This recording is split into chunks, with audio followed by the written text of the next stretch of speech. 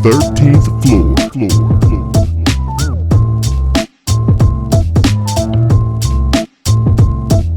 The 13th floor. Welcome, ladies and gentlemen, to the 13th floor, where the furniture isn't always the best, but the views are amazing.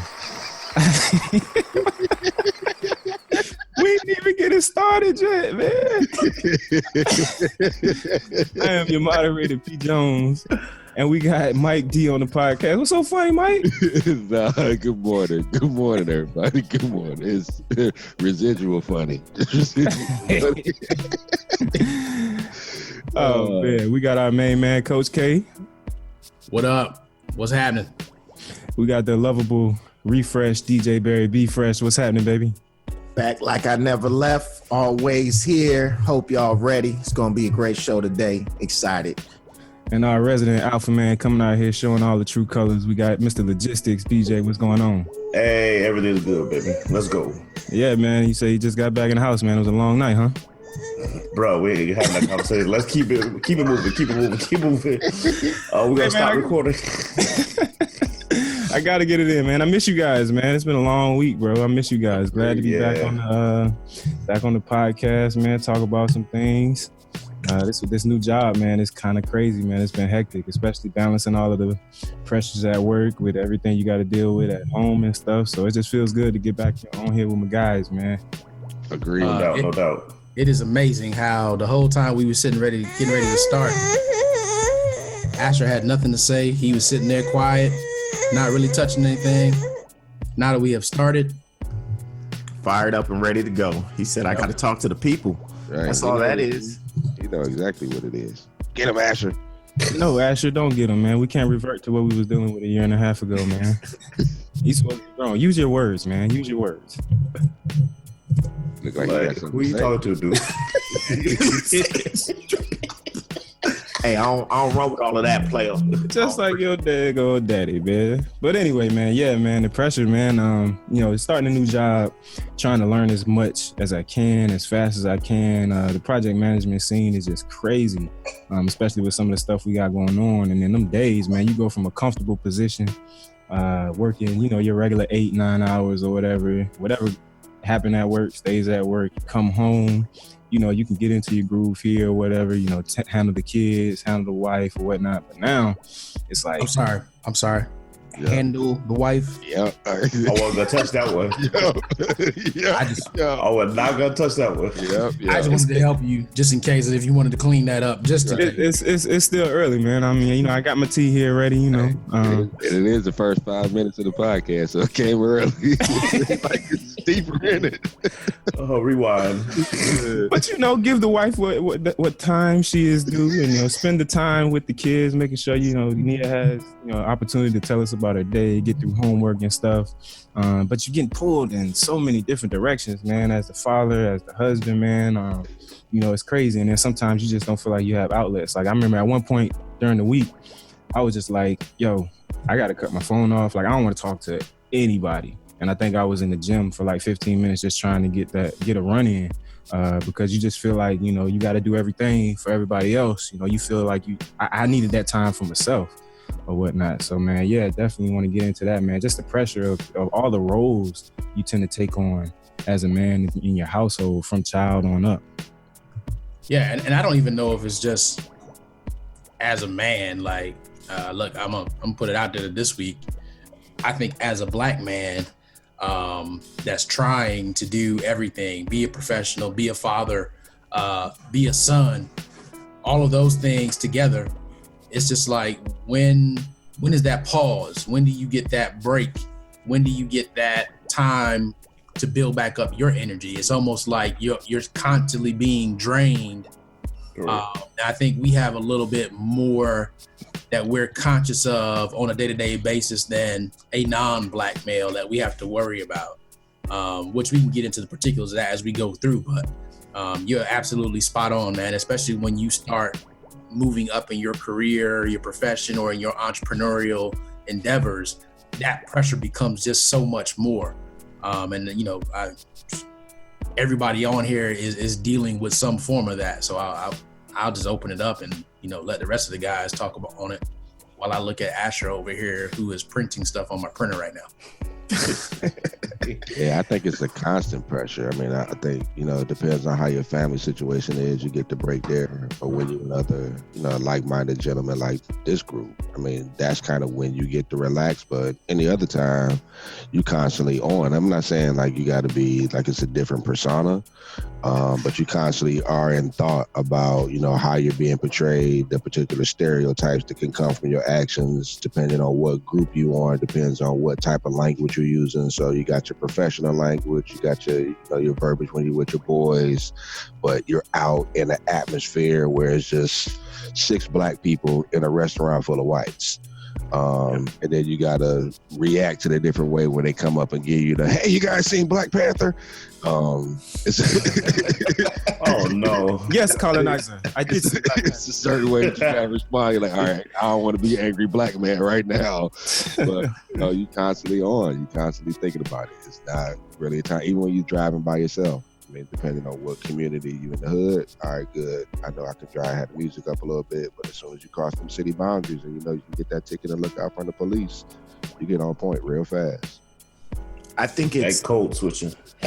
Yeah, it's magic how we can adapt so easily and so unconsciously, right? Like literally that go from work, being the work guy, come home, during work you have a conversation with your homeboys, total different conversation than what you're talking to about people at work. Come home, you have to deal with daddy stuff and how you're speaking with your children and how you're speaking with your spouse. That the way that we're able to go in and out of all these different personas that are still directly us, it's crazy. And it's always comforting to have a group like us where I can have those moments of understanding that, it's issues we all face, that it isn't something that is, personal to my story or my narrative, but it's kind of this space that we are in that, it's the times that we're in, what's going on, that we all have these different hats that we have to wear constantly each day. And they're always tweaked. And just because it was good one day this way, it doesn't mean the next day doing the same thing is going to yield the same results. Right. Funny thing. Go ahead, BJ. I said the funny thing about it is it's one of those subconscious things that you're not directly taught, but we've observed it and been put in situations because I listened to all the experiences we've even shared about our childhood and coming up, and all the stories I know we haven't even shared yet. But when you're put in situations from youth all the way up to today in time,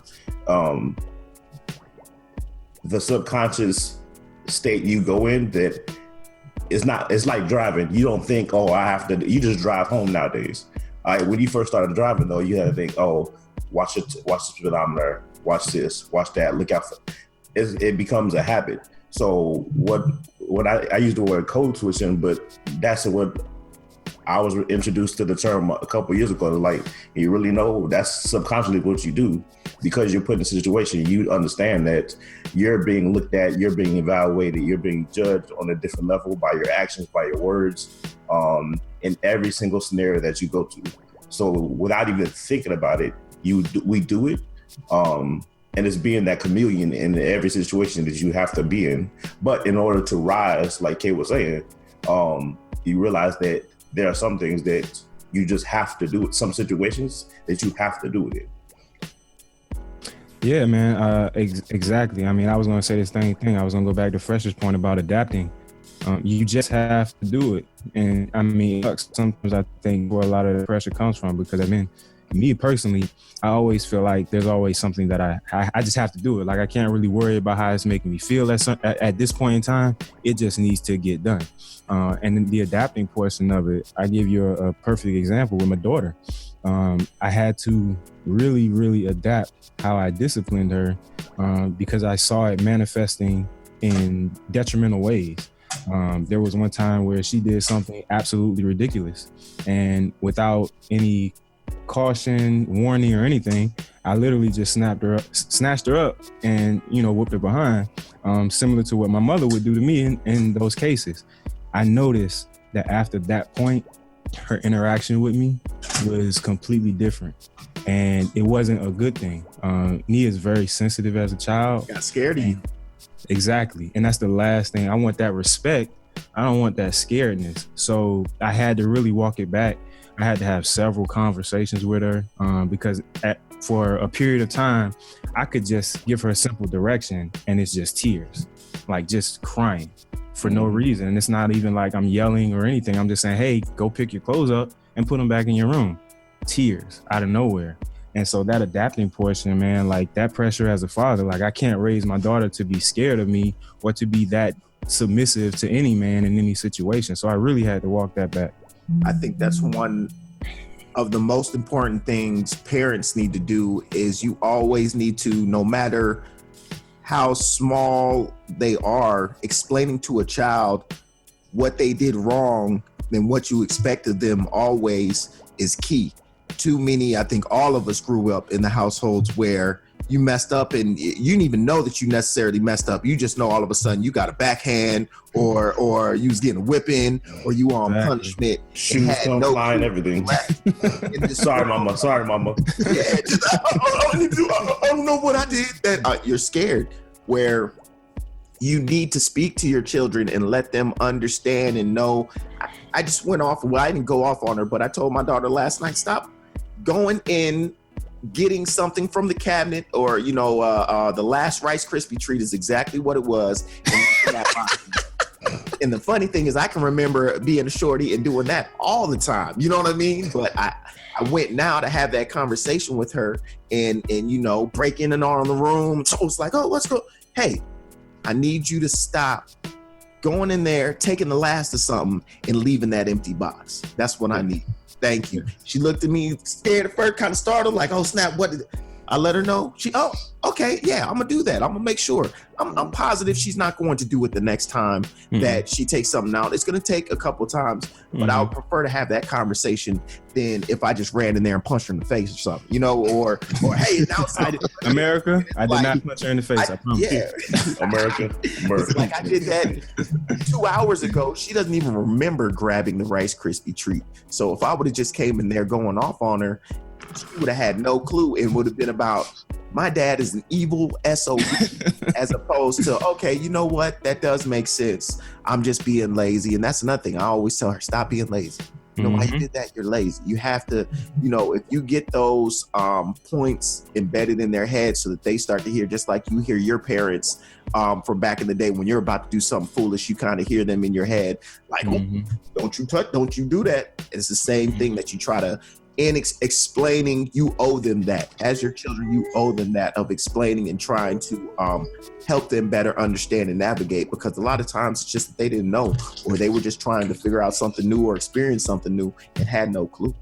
Yeah, it's just a different environment. I mean, you can't, like, if you hit them, all right, but it doesn't do anything. So you gotta have a conversation. Even the DJ's point about not teaching them, like I found myself actually having to teach the three, but especially Michael, about what it means to be black in an environment, because we've taken them out of the neighborhood where you kind of get those informal interactions. So for them, I mean, they see their color, but they don't understand it. And then as they get older, the race card starts to play itself out middle school, once you get to high school. And you got to make him conscious, like, look, man, you a black dude. Like, it's going to be things that's going to happen as you get older, to where you got to be careful about who you get in the car with. You got to be careful about what you say. You got to truly be careful about, because when stuff get thick, the police ain't getting, Bobby and Becky. They coming for Michael. When you are always going to be the first suspect. Yeah. And that's and it's the same issue I face with my daughter, that we don't live in the neighborhood, and so she get those same interactions with the hood and get to see and understand, how that dynamic moves, and the comfort of feeling that she is viewed in the same light as her non-African American friends.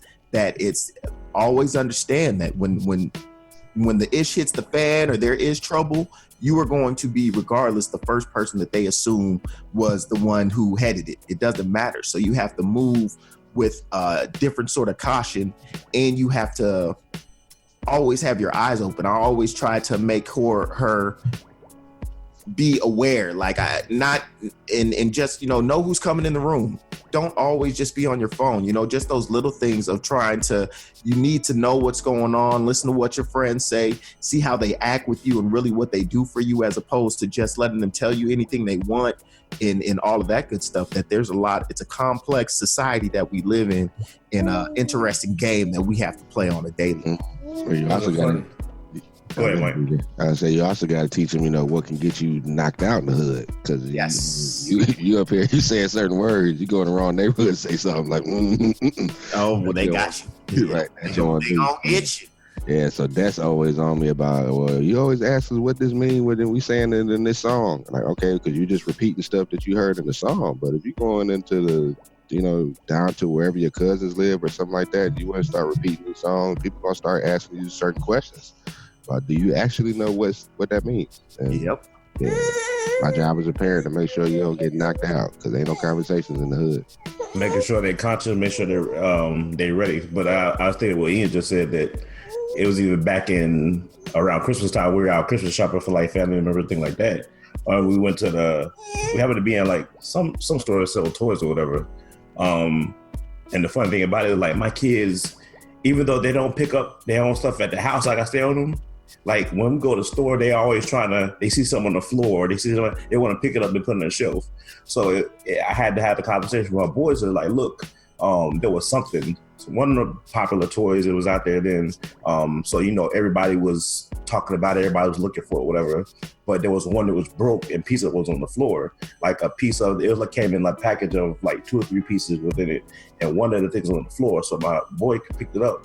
He was walking around trying to find somebody to give it to, like to work at the store. And I'm like, okay, stop right now. Yeah. Think about where you're at. And I had to walk it through him, and he just didn't understand. I'm like, look, you're going to be, the perception is that either you broke this or you are trying to steal this. And I hate to have that conversation with him, but I needed to. You have like to. when you see things like that, I know I know what you're trying to do. I saw you. But you just need to leave it alone and don't touch it, because then I had to walk through a scenario. So if a store employee came around the corner right now and saw this with your hand, what are they going to think happened? And he stopped for a minute and said, that I broke it. I like, great. So you understand what I'm trying to tell you. Yeah. But also, when you're trying to take with somebody, the next thing they're going to think is you're trying to walk out the store with it. Yep. You're going to be viewed as in a negative position, unfortunately, in most of the scenarios you're going to be in. And you have to think ahead about all the possibilities. So the best thing to do is leave it and then go. If you're going to go find somebody, go find them and tell them. But don't put yourself in a situation where you have to be questioned, because then I know him. He gets, when somebody confronts him, he gets like nervous. Yeah. Nervous, and that looks even worse. But he's not thinking about that. He's trying to be helpful. People in jail today because the questioning process made them too nervous and put them in a position of just, I'm so nervous and scared, I'm just going to say I'm guilty so I can get this to stop. Exactly. Hey, are you done? I saw you change the name. That's why I was I've been trying to talk for like 15 minutes. Between the 4 of y'all. You should have just started. Exactly. Just between the 4 of y'all, man, go ahead and do your thing, man. Don't be hating on us because your son over there taking up all your shine. We let Asher take your my time. I want to go all the way back to something that Brett said. Brett said that when Nia was doing something, he snatched her up the way that his mom would have snatched him up. Yep. Right? So what I just heard there was, look, the ratio that we have on this podcast right now, we probably got about 2 out of 5 that actually had their dad in the home consistently growing up. Right? So that's Ian and BJ. Mm-hmm. The other 3 of us, we ain't consistently had our father in the house, right? If at all, Absolutely. right? And when you look at it, what Brett's mom had to do, she had to be a father figure trying to reach out to Brett, trying to connect with him, which is why she had to snatch Brett up, because she was doing what a dad would have typically done, right? So Ian, I know your dad, like you would have ate the last Rice Krispie treat and he would have went in there for one. He might have punched you in the face. Very, very, very strong possibility. It'll probably been yes. Right. Never mess up. I mean, still so he beautiful. wasn't even my dad, and when I first met him, I felt like he was gonna punch me in the face if I did something wrong. So, as a matter of fact, he might punch a stranger in the face. I know for a fact he'll punch a stranger in the face for doing something wrong. But really, the whole point there is that now that you look at Brett now, and even me, so what I'm going through right here with Asher sitting on my lap, and now him over there pulling on the door to the office, those aren't things that I experienced growing up with my father. I did, and this is how my father responded, right? So for Brett with Nia, he doesn't have an example of what his father would have done in that situation. So again, oftentimes there's additional pressures that people don't understand and recognize. Every single moment I have with my son is a brand new experience in fatherhood because I don't have that example before me. Wow, that's deep. Absolutely. Yeah, I thought that's exactly where I wanted to go next, about what you aren't taught growing up, because that's a perfect example, man. And I'm really thankful that Mr. Millender, my quote, I guess, father-in-law, not married yet, but damn near, he's here with us now. He married. He's so nurturing because he had 4 daughters, or he has 4 daughters, and I think he had 2 before he had his son. So his interaction with Nia, and now I'm seeing with his older, now grown children, has really imparted upon me the importance of that nurturing aspect. And I know it's probably a shame that I took more notice of it when I saw the example versus Chris telling me and me thinking, all right, I am doing this. But seeing it and then putting it into action has made a world of difference. Yeah, that's life, right?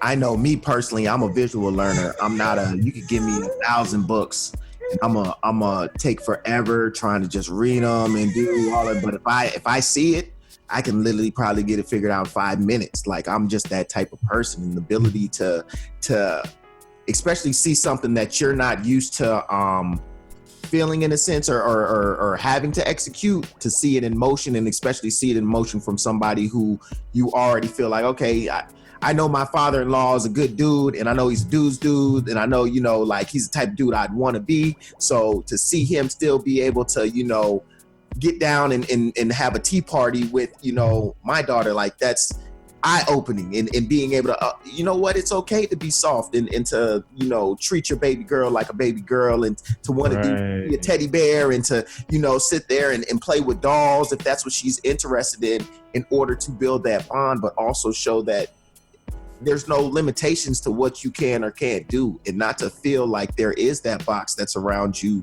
or there is that way that you have to, act like this or be like this, and that's the end all be all. I love my babies. I ain't getting no makeup put on though. we draw the line right there. Like you never got your nails done though. You gonna tell me they never painted them nails on you one time? We gave the chops for that. I'm right there with you, Mike. Nia came at me with that junk one time when she was younger, and it just brought me back to a point in my childhood, and like I had like babysitters or whatever, and my mom was in makeup, and I had makeup put on me. My mom would slap off. Wow. And slap off. And I was younger. I ain't know no better. Who was watching me at the time, like, it was just a thing to do. Yeah. My mom came home and seen that junk on my face, man. It was similar. It wasn't similar to that Lucius scene in Empire. I ain't get thrown in the trash can. Yeah. But the fire in the eyes, like, solidified it for me. It was like, no, that's not happening. So I can't get my nails painted with you. Yeah. But we can definitely go to the nail shop and I'll get a mani-pedi. You know what I'm saying? We can do that all day. You can put the clips in my hair. That's about as far that's as funny, because that's a while it's not makeup, but there's a big I don't want to say stereo. I don't even, what do you call it? But pretty much they say that the only way that you can be a black man to really make it in Hollywood is you have to put on a dress. And they literally started going down the line, like Martin Lawrence, just all these different guys who at some point in their career put on a dress. Even Kevin Hart was He was on What's Saturday the Night Live with it. Yep. Where it's a very interesting. But what's the common denominator in all of those actors? In what Well, sense? so for the most part, it's surrounding comedians, black Yes, comedians. that's what it was. But I mean, it has spilled over into if you were in a comedy as a black male, it might be something they may actually do. Look at Tu Wong Fu, right? So Wesley Snipes. I hated that. I hated to see Wesley Snipes in that movie. Yeah, absolutely, right. And the bottom line is that was one of the main reasons that Dave Chappelle was just like, I'm out, I'm done, because that was what was next for him. They wanted him to do that, and he said, I already told you guys that I will never do that. And they're like, well, this is what we want you to do, and he's like, nope. So I mean, that's a whole another podcast topic, the demasculation of the black male, because that's a big topic. Huge topic right now. Yeah, and I mean, before the podcast started, we were talking about jeggings and capris and all the other Open toe shoes. Nothing wrong with no open toe shoes. I wouldn't wear them. Hey, sandals. I think we're staying. hey, certain situations call for you to put on some sneakers. Hey, Absolutely. Every situation can call for sneakers in my I wore sneakers to the beach now, Jack. Hey, I went Hey, to with the it. beach. Until I get there. Nah, man, what you do, you just put your socks on with your sandals, man. You good to go. Player I can status. if I do socks and sandals, I'm wearing the black socks that come all the way up to the knees. Church socks. I'm gonna rock the old man wow. with the Harachis. Hey, but what I don't want to get away from, so we've been talking about this from the standpoint of being fathers, but there's so much more involved with it, especially for those, and even now, like, you find times where your parents may have stayed together because you were there, right? Because you were there, and they separate after you're done. So that's like an Ian situation, not to put Ian's business out there, but Thanks. what I really want to talk about is the pressures of even being a son, right? So if you're a son in a house where there's no father, you pretty much become that man of the house, and that man of the house continues even after you are gone. Correct.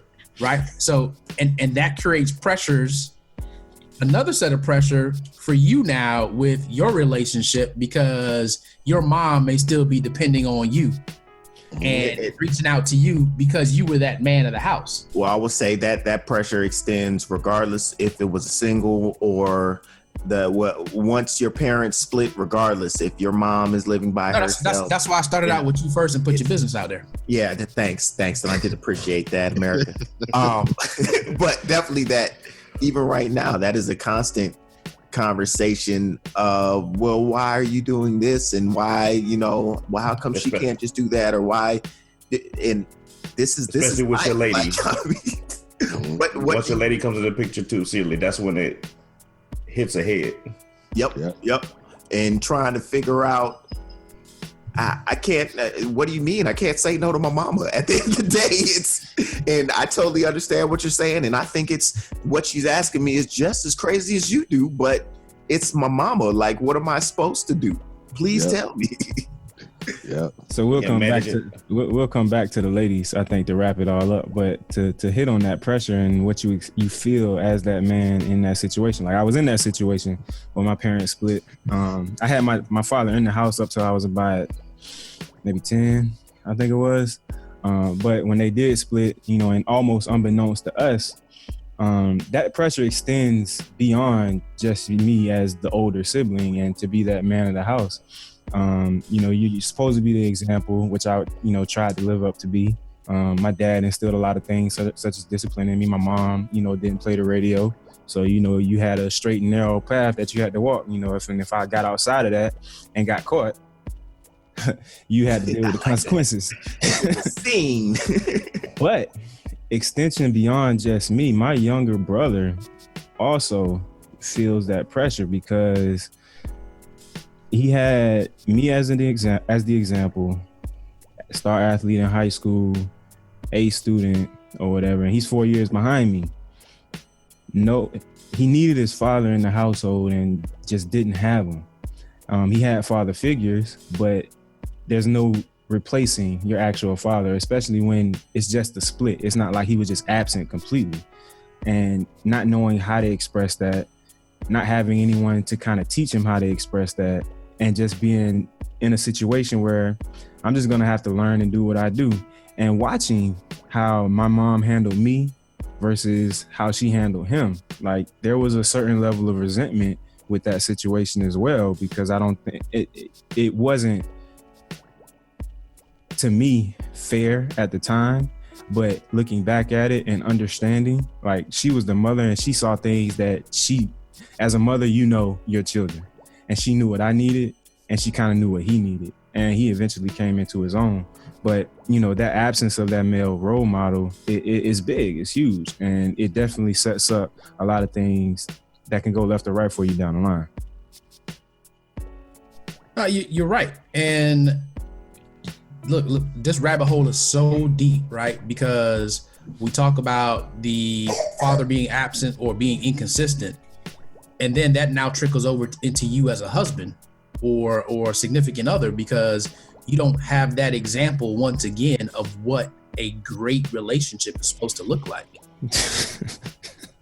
And that's huge too, because I don't think I got that example until I think that's one of the key points. And even just period, you don't necessarily have the example of what an adult is. You know what I mean? Like just what is that moment that you actually feel that you all of a sudden crack that threshold of when you were younger, you looked at people in their 30s and were like, yo, they're grown, they're adults, they're out of here. And now being in my 30s, almost 40s, it's like, I still feel like I'm 18.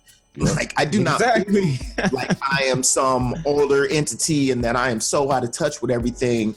And that's the difference is the, you know, it's one thing I always say, if you don't understand that you're going to learn for your whole life, you don't understand anything.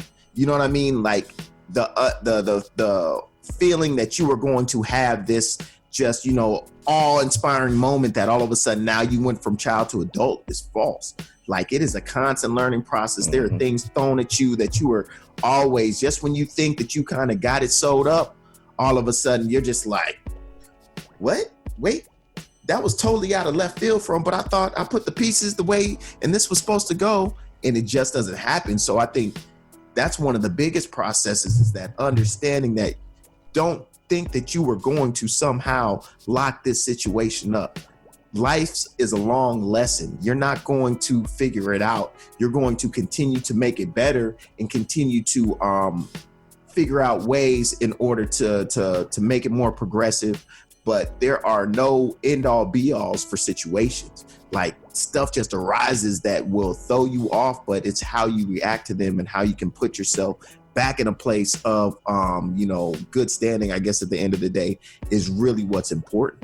I think it was for me, like when you mentioned about trying to figure it out, I think as we were growing up, we had things that we could pull from. So you had Cosby Show, you had Living Single, you had 227, you had A Different World.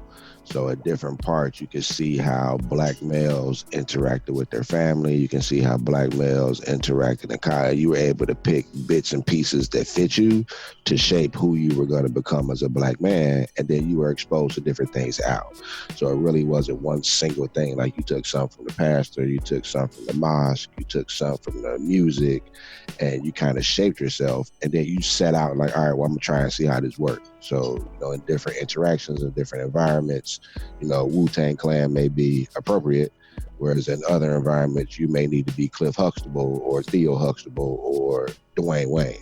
So it was truly trying to, and I think now as kids are growing up, they don't have those same images that they can pull from. So we've been, as black men, we have to be the role models for them. I think that's the push and pull that you get. People are asking for mentors. Like we need more black men in these kids' lives because they don't see it anywhere else. It has to come from us.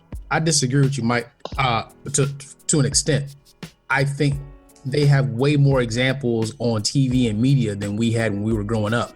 But the issue is that the examples they have now are so far out of, or what they think is out of reach for most of them, because they don't understand how you get to that point. So you look at like a Blackish, where you have a father that has this exec job. You have a mom that has this, I don't even know what Doctor. she is. She's a doctor, right? To a lot of our community, that's still something that's not achievable to them, right? And we know that's just a constraint of the mind, but they're not the shows on there showing you how you get to that point. And that's what's missing, is that you have these examples, but people don't know how to get to them. Yeah, But I would think that's the same as if you look at the Cosby Show. I mean, Cliff was a doctor and she was a lawyer. And that was, if you go back and look at what people were saying about that show then, they were saying that was not reality. So I think what they did is that's when they came up, which I think is similar to what's happening with Blackish, with the, I don't know what's the Grownish or the other one. Grownish. But the offspring from the Cosby Show was a different world. Right. To basically show how you actually get. So they talked about Hillman in the Cosby Show, and then they created a show that basically was showing you Hillman. Right. But I don't think it's just so much Blackish. I think it's also music. So like within culture for the younger ones, they're looking at black men that got their pants down below their hamstrings, that it's okay to wear, you know, lipstick and all the other stuff with a side purse, and you still claim to be a man, like Russell Westbrook, like, dude. Like, I mean, it's the whole persona of the clothes that they're wearing, to where it becomes a completely different understanding of what being a black male is. I mean, you even look at LeBron James, though. He'll throw on some funky stuff every once in a while. And Russell Westbrook is a man amongst men on the basketball court. Like, it ain't no taking nothing away from him. But that ain't really what I want to get on.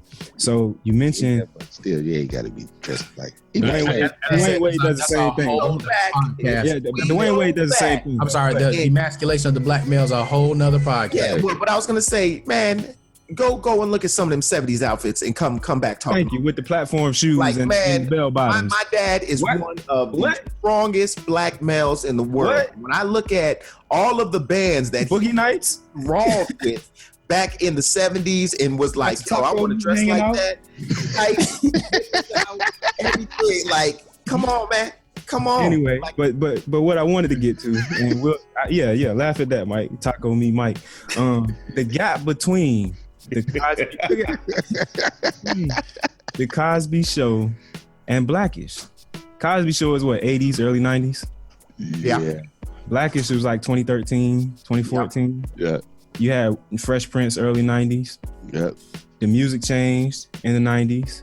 The TV changed in the 90s. So you started seeing Menace to Society, Boys in the Hood, stuff like that became a lot more prominent. So that's what you're seeing on TV all the way up until now, where you got love and hip hop everywhere and this, that, and the third, where it's just these depictions of our people in less than flattering places or lights. But that's the culture. Like, that's what everybody's zoned in on or whatever. So you got that gap, but then you have the show like Blackish, what we mentioned, that is showing you what is attainable, what's really real. And this stuff, it's not as uncommon as we may think it is, because they have those doctor shows or whatever. It's like, it's something that comes on VH1 or whatever, where it's like the Black Medicals or whatever. It's something similar to Love and Hip Hop, the reality show. Right. They're just as bad. They are just as bad. But here is the issue, right? Because we know of those few examples because we are living that life. So we're actually going out there to identify. I mean, how many times have we just totally just trashed all those little reality TV shows on the podcast? Oh, absolutely. Like that's not our thing. But there are groups out there that's their thing. That's what they look forward to. That's what their DVR is 80% of. It's their soap opera. Right. So I want to ask. Go ahead. So I was gonna say, now you have that shift. So that's why I want to talk about the gap, because the music changed, everything, entertainment changed. We still in that little low, but I think it's just necessary for the culture. But the music is changing again. You know, Farrakhan said, put the message in the music, and that's what you're seeing now from artists like 2 Chainz or the Nipsey Hussles, even the Migos to a certain extent. Just bear with me. But even them to a certain extent, you know, they put certain things in the music to try to motivate, you know, the younger crowd. I'll give Meek Mill a better example. Jeezy, better example. And then you had the J. Cole's and the Kendrick. So I feel like the culture is moving forward. Those examples are kind of there. It's really what you attach to and latch on to that kind of dictates it. BJ, what was your question? Man. Well, I wanted to go back to the whole about the TV shows and then what's being watched. So I'll go back to the 80s, early 90s, Cosby Show, Different World. And then I go to Blackers, because I'll be honest with you, I've never seen the show. I have no desire to watch the show at all. From what I've seen of it, I wouldn't watch it, period. Really? Yeah. I've only seen maybe an episode and a half. Yeah. So Is it because y'all just don't like Anthony Anderson?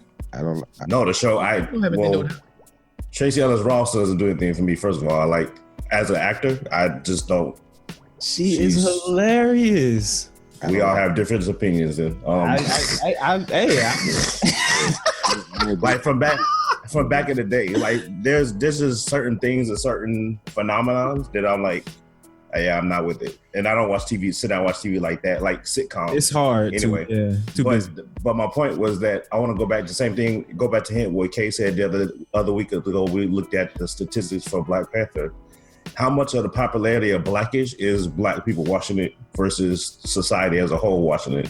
When you look at the demographics that watch the Cosby Show, A Different World, and the people who actually sat down and watched the show and was faithful every Thursday night, Cosby Show came on. Yes, sir. Thursday night. Yeah, I remember that today. Every Thursday night, Friday, that's what we was talking about at school. And I can't say. From my recollection, I went to a pretty mixed school, almost probably 60-40, 60%, 60-70% Black, rest white, because we didn't have much of the diversity in Cincinnati back then. And it was just the Black kids who was talking about it. And then as you got older, Different World, it was just the Black kids talking about it. It wasn't the whole school. Versus my daughter came home, and I had to go back to Black Panther. My daughter came home talking about the whole class was talking about it and into it and talking about and kind of demographics like Kay was talking about. We look at the makeup of her class, that 30 to 35% is about what make up her class, but everybody in class has seen it. But I go back to a Blackish and who is making that popular, who is actually sitting down watching that, but versus the music and whatever you want to call it, the VH1 specials, this Housewives of this and Love and Hip Hop, that like what we dedicate our time to and dedicate our minds to shapes what our young girls and young boys flourish to be. And I just don't think the population is, even though Blackish may be great, again, personal choice, I don't think it's a large population that's watching it and tuning into it as is the music or those other TV sitcoms that are out there portraying the opposite side of what we're doing. I even go back to, I had an issue when Tracy Ellis Ross was on Girlfriends. And that's not because of the reason why, but I hated that show because the 4 Black females who were on that show were successful in their own rights and doing, but the one thing it was bringing down with relationships and promiscuity. I didn't say that right. Promiscuity.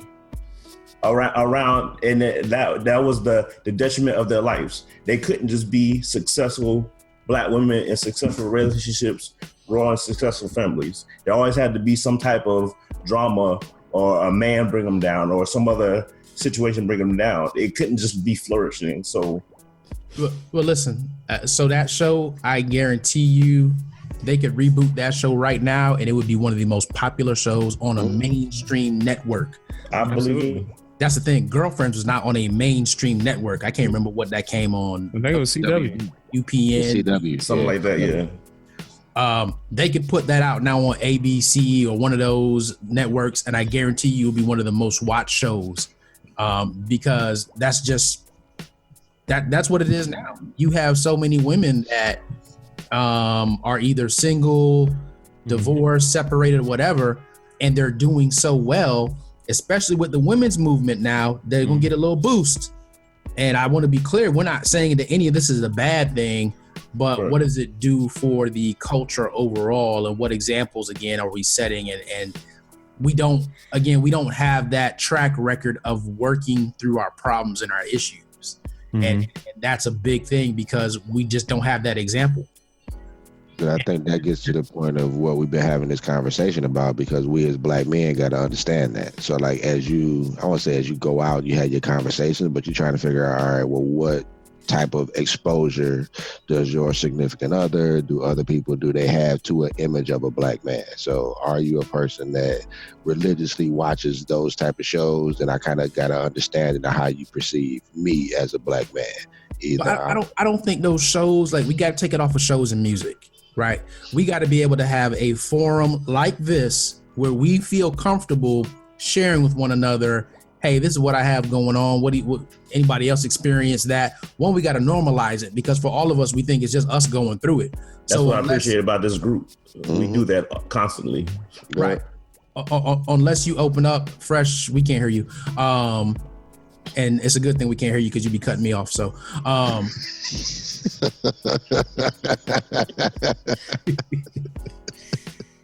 unless you get to this point. And I would say that the majority of black males aren't comfortable talking about their issues to this level. And if you are, you talking to your homeboy that's in the same situation as you. Really can't give any good advice anyway. Very true. Man, y'all hear me now? You need to dump that chick, man. That's what I've been trying to tell you. She ain't no good, brother. She ain't no good. That's Taco Meat Mike right there. Yep. Give me a number. I'll tell her. You a grown man, dog. You can do what you want to. You a man. Yeah. Man, I ain't having that shit in my house. I think that you ain't got no house. Sorry. I disagree with BJ in the sense of, even though I don't watch Blackish like that, I see how Taylor watches it. So I see how my daughter watches it, and then Pact in the same thing. You know, there has to be the love in hip hops, because I think one of the biggest things that frustrates me, I heard Sinbad talk about it, is like with I think he said, what was the movie that Vanessa Williams and them, the Christmas movie, Soul Food, right? When it came out, there was a bunch of articles that were talking about how it was what do you do with the number one black movie, and like how it was such an anomaly and all this other stuff, and then like where do we go from here and all of these other things. Similar conversation they're having now with Black Panther. When it's a movie, it should be considered a movie. It's amazing that it was but I in a sense kind of hate that that's the light. Like, it's just a great movie. They're great actors in the movie.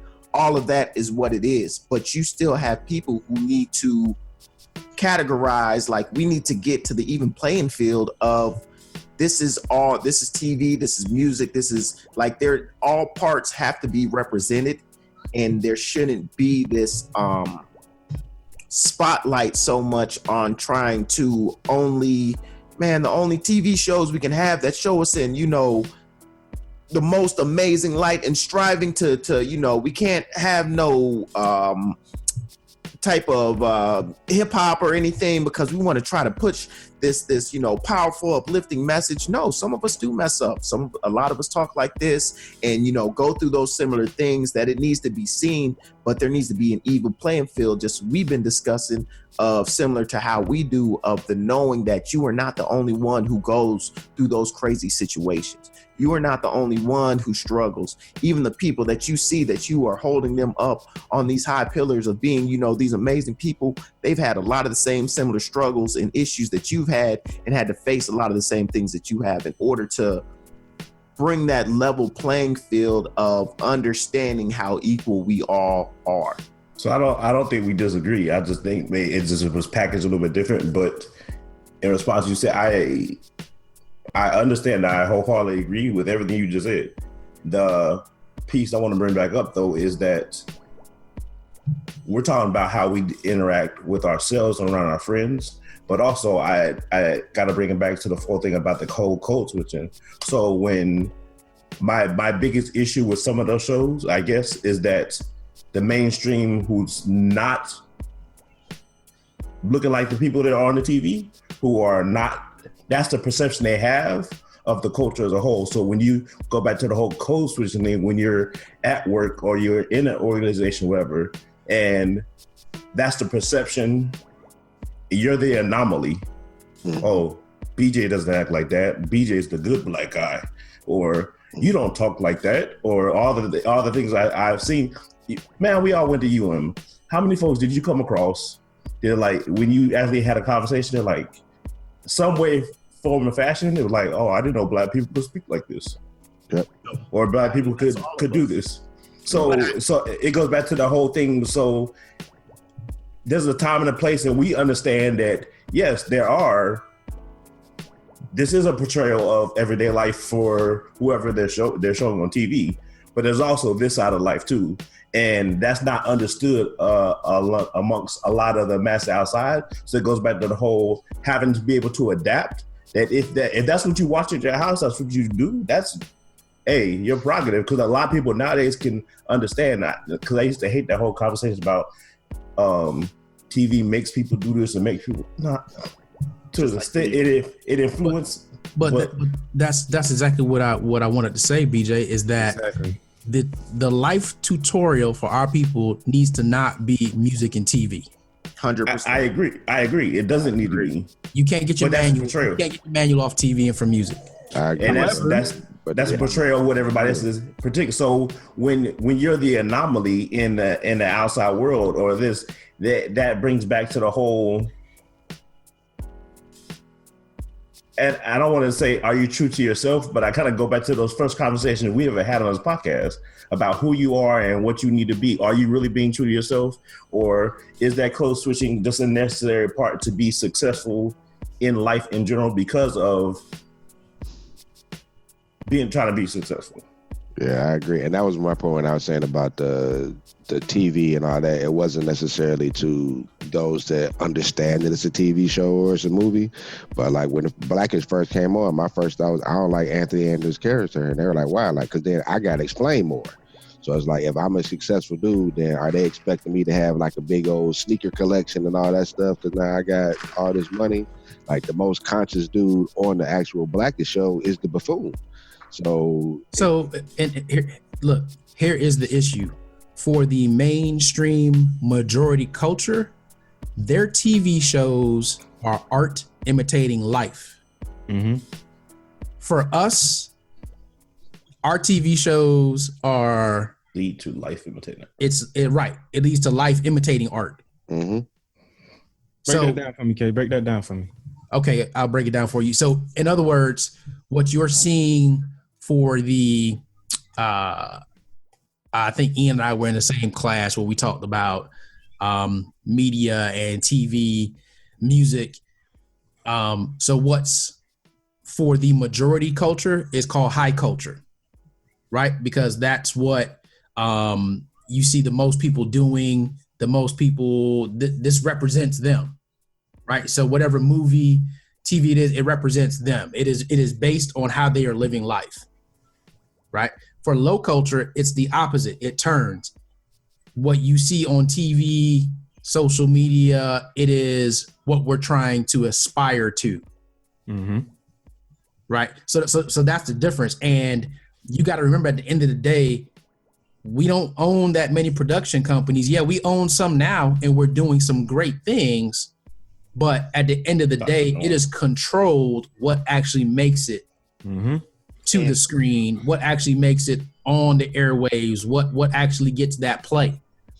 So it's almost like a sense of programming that's out there. It 1,000% is. And I think it's because I hate to feel that there's the sense of like with the Blackish, I don't think that people are going to think that I have an amazing shoe collection from watching Blackish and I'm a successful Black professional. And while there might be some who do, I think that we get into this space, and when I say we, I mean we as a people, of feeling like, man, any little thing that isn't, directly shining a beautiful light on us somehow is going to put us into this weird dark space. And it's like, but there are a bunch of successful African-American males who do have amazing shoe collections, and they are just like him. And so I think we try so hard to make, to figure out some way to, but it's not perfect. It's not putting us, we're not kings, and it's not Black Panther. You know what I mean? Where it's there has to be the conscious crazy black man in the office. You know what I mean? Is he conscious because he's crazy, or is he crazy because he's conscious? Who knows? You know what I mean? Those are real realities. Like those are really things. Here's the other thing, and here's what a Blackish is hopefully driving, if the right people are watching it.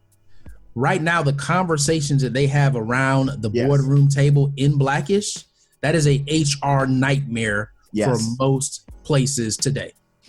Right? And because can you give an example? Because I don't know. BJ, man, I promise you, you need to just watch like 2 episodes of the show, and you'll change your mind. Your opinion will change. Absolutely. Hey, listen, don't get me wrong. I don't think there's anything wrong with the show per se, right? Like, don't get me wrong, BJ. I feel you on the Tracy Ellis Ross character, because that's just somebody that I wouldn't kick it with in real life. So it's hard for me to watch you on TV. That's just somebody. Listen, man. Nah, bro. No, it's not gonna happen. Wow. Interesting fact. Go ahead. You're thinking about some of Tracy Ellis Ross's not at other all. She seems attributes. Even her mom, I think more so just because of her, based off her mom, I would, be like, yo, you got to be decent person. I'd be interested in treating. It's not that I don't think she's a decent person. She's just not a person that I would have a high tolerance for in my circle. No, for me, I mean, I don't know Tracy from from girlfriends. I really only know her from her Instagram, and I just thought she was funny and cool or whatever. But go ahead with what point you were trying to go. No, so my point is gone. I lost it. You was talking about the conversation they're having around the boardroom table. Oh, yes, the conversation they're having around the boardroom. So can you give an example? Because what does that mean? So for instance, they talk about things that black people do, right? And they talk about celebrating Juneteenth. Like that was something that was discussed at the boardroom. Yep. Like, hey, we're going to celebrate Juneteenth. And they were trying to understand, well, Juneteenth, what are you talking about? And they explained that whole thing. They're at work around the boardroom. Mm-hmm. It's almost to an extent where they'll say, so you don't like watermelon? You don't like fried chicken? Like they'll hit the topics and make the points that are, just like what do you mean all black guys don't have an amazing shoe collection? You know what I mean? Right. Like that will be a topic that will come up on the show and they'll talk about it. But also they, what was it? They talked about something that. But let me ask you guys. So to talk about Juneteenth, you got to acknowledge slavery. How many of you ever had a conversation about slavery at work? True. How many black folks know about Juneteenth all around? Period. Yeah. Period. That's true. But too. that's what. Sorry. That's a mute point. Sorry. Yeah, but that's also to me though why I enjoy a show, even though I'm just not. There's too much stuff out there for me to feel that I really like. There are very few things that I say on a weekly basis. I am, sitting down and tune in like it was back in the 80s and 90s. Like there is way too much media to consume for me to feel that I can consistently do that anymore. I just feel like there's stuff coming from everywhere.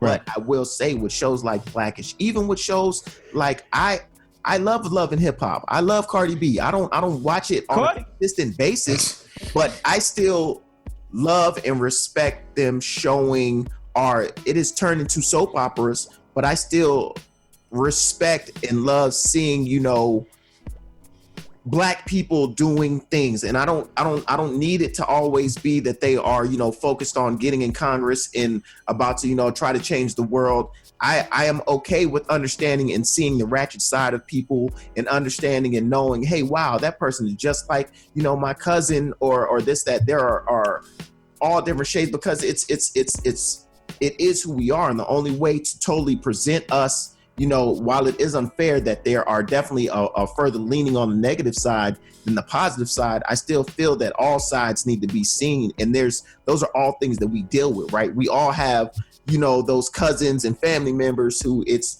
wow, y'all are hood as all get out. And like, you don't even understand or see the other side, like, but they're there and it is entertaining. It doesn't mean that it needs to be the sole focus. So I think it goes back to the point we had when we were talking about Monique and, you kind of airing your dirty laundry out there for the world to see and the position it kind of puts you in. I'm with you, Fresh. I don't really, those shows aren't for me. I can't consume that type of content.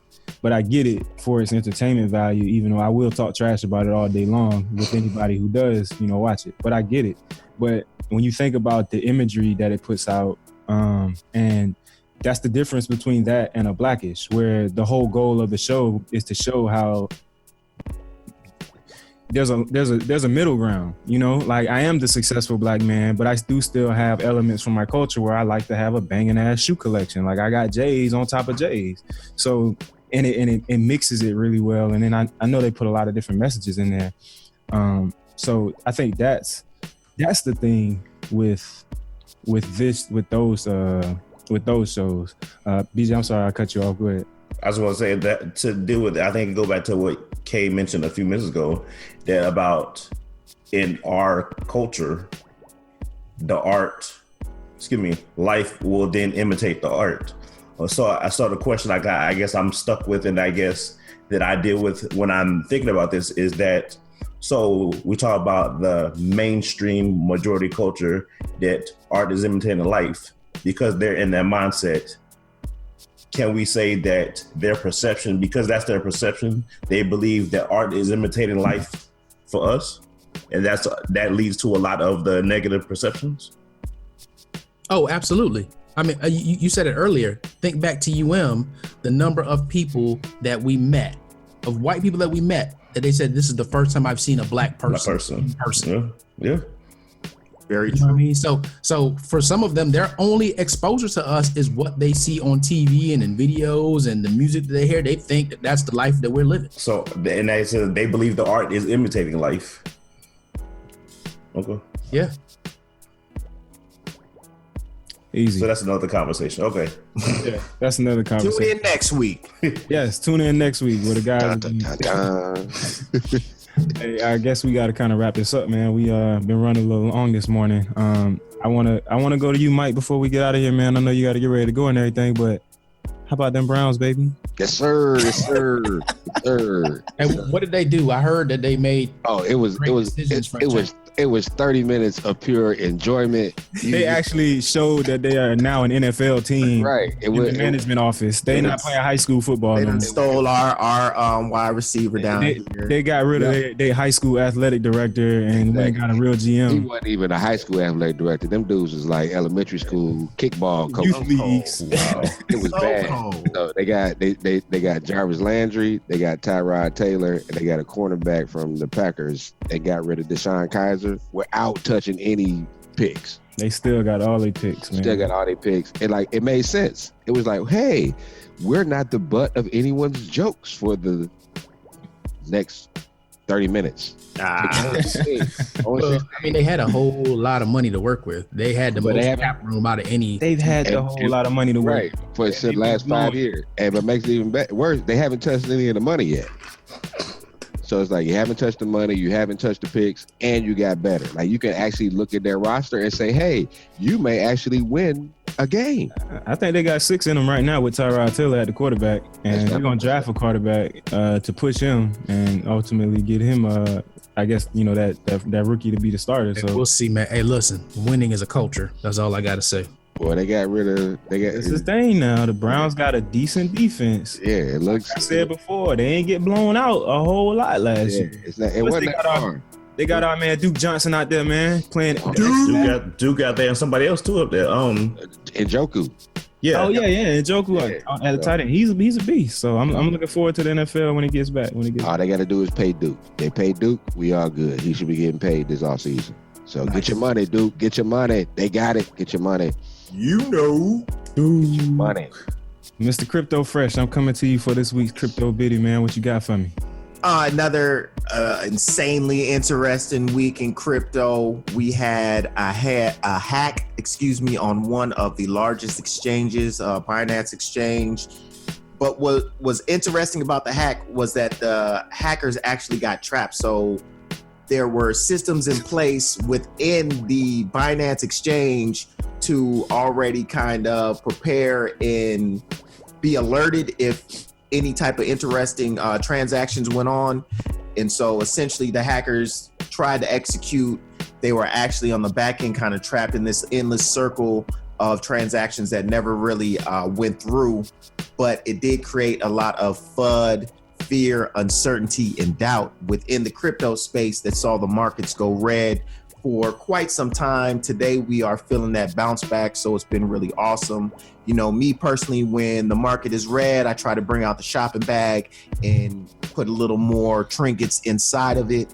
I think also, I always tell you guys about Cliff High.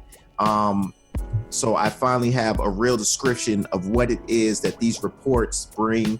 It is an asymmetric linguistic trends analyst intelligent report. And so this guy takes the frequencies in digital, space that he is literally finding trends in what's going on, and generates different analysis based off the trends that he is seeing in literally like cyberspace.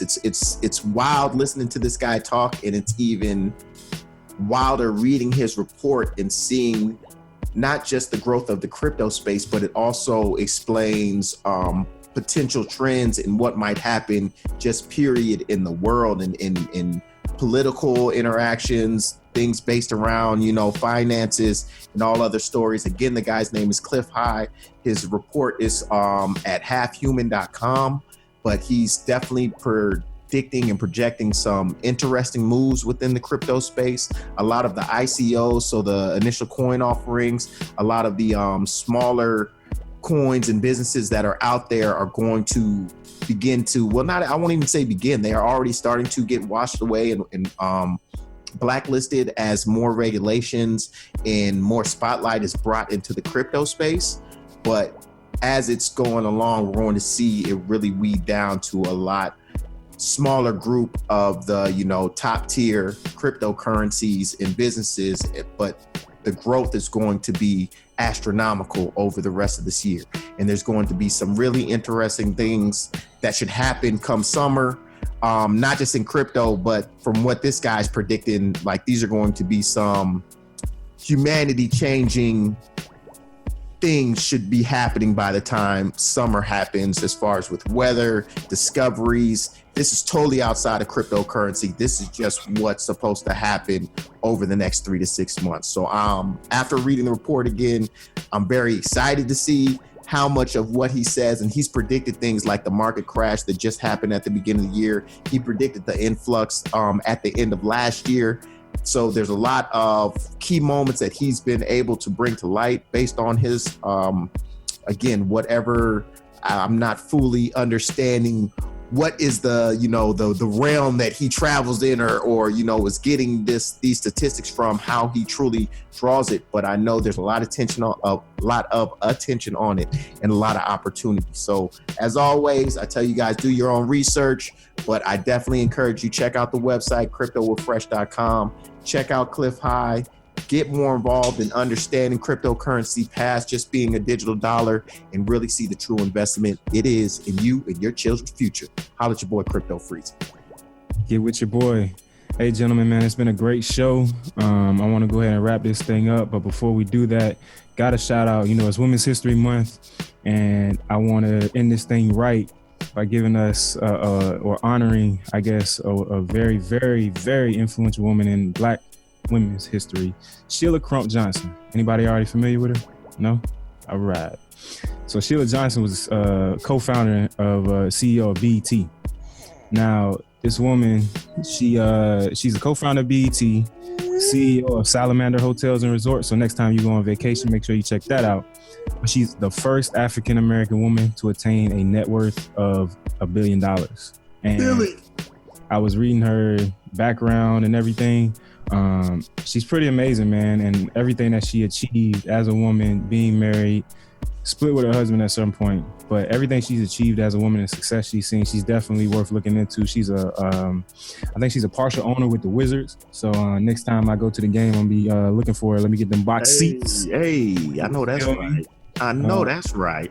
But yeah, definitely want to highlight Sheila Crump Johnson and her entertainment life and into the society and the culture. You guys got anything you want to add before we get out of here? Black Panther about to hit $1 billion today. Speaking of $1 billion, exactly. Black Panther, it's just so awesome. You know, such a great movie, really in itself, but then also just the growth and attention. I just hope it continues to, snowball effect the outreach of the other, how much they can impact media and entertainment in a whole. I saw, again, I was watching the Sinbad Breakfast Club interview, and he spoke about Lupita was on Trevor Noah's show on The Daily Show and wants to actually do Trevor Noah's life tell, and she wants to play Trevor's mother. And it's the beauty of she can, and now she has the power and the merit to be able to do that and bring that to life and make it happen. I just hope that this momentum continues on. Another group, the Wayans brothers. I saw David Wayans on The Breakfast Club and Marlon Wayans on The Breakfast Club, and I think there definitely needs to be a documentary about the Wayans. If you really think about absolutely, I loved that show growing up. That there is so much that they have done. If you and even like you think about it, Keenan with like a "I'm gonna get you, sucker" and things of that nature. That they're terrible. It's Damon Wayne's story was interesting. Listen to him, how he quit Saturday Night Live, like on air, pretty much, like just totally went off. They fell on it. That there's a lot of history out there that I just hope again the momentum continues to roll to where we get. Continue to increase the amount of all Black media that we're getting, and that it isn't just, the love and hip hops that get notoriety, but that we continue to grow the advancement of us as a people in the eyes and just in the general, just like we've been talking about, that general perception of us, that people understand that it isn't odd, for a Black man to not have a bunch of Nikes and, has never smoked a blunt and has never, I don't want it to be typecast for any way. Like, we are all encompassing of all things. Easy.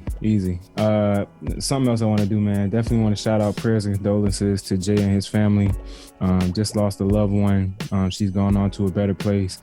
Jay, we miss you, bro. We praying for your family to be strong throughout this transition, as we like to call it. What else we got? Make sure you log on. Make sure you subscribe to the podcast. Get with us. We on Apple iTunes, Google Play, SoundCloud. We are in, what's that thing called? Spotify. We on Spotify. So get your listens up, man. Subscribe. Let us know what you think.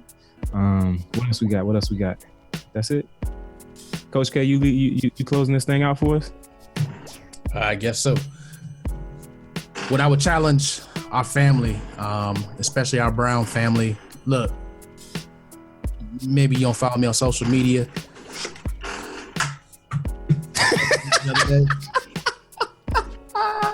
Please hold. Hey, man, while he's out here giving that good discipline, you know what I'm saying, to Asher, check my man, Coach K out. We've been talking about it a lot. Carol Cadillo LLC. I got to start calling you the maestro. If you need somebody that is going to align the music to your life, align everything, check him out. Carol Cadillo LLC. He's up and running now, got clients booming. Check him out, get with him. He's going to help you do some amazing things with your life. Also, continue to follow my man, Jay Dace Encourages, as he goes to try for 52 throughout the rest of the year. Okay, we back on you. Yeah, what I was going to say, family, look, we're a very prideful group. We don't like to expose our weaknesses, our opportunities. I want you all to understand between slavery and civil rights, that was 349 years of our whole experience here in America. That means that we've only had 50 years post-civil rights where we've been just run it thing. So you might as well just end it and just. That There it is, man. Make sure you check us next week. We didn't get to it this week, but we're gonna be starting next week's podcast off with the pressures from the husband perspective, man. Because I got questions and I need answers from all my successfully married men on this podcast. So check us next week. We ain't got no answers. I say it's just successful. That's just like asking, "No, can you help me figure out a lady?" Mike got 20 years in, so he'll have to leave. It's a lot of experience, man. On the other side of Saturday morning. I said, now we're in the house, right? Right. Vaughn, you got to go running or something, man. Right. Take Michael to the batting cages, please. Right. Easy. We up out of here, ladies and gentlemen. Thank you all for listening to us here on the 13th floor, where the furniture isn't always the best, but the views are The amazing. 13th floor. So you can do that. Hey, I gotta go. The 13th floor.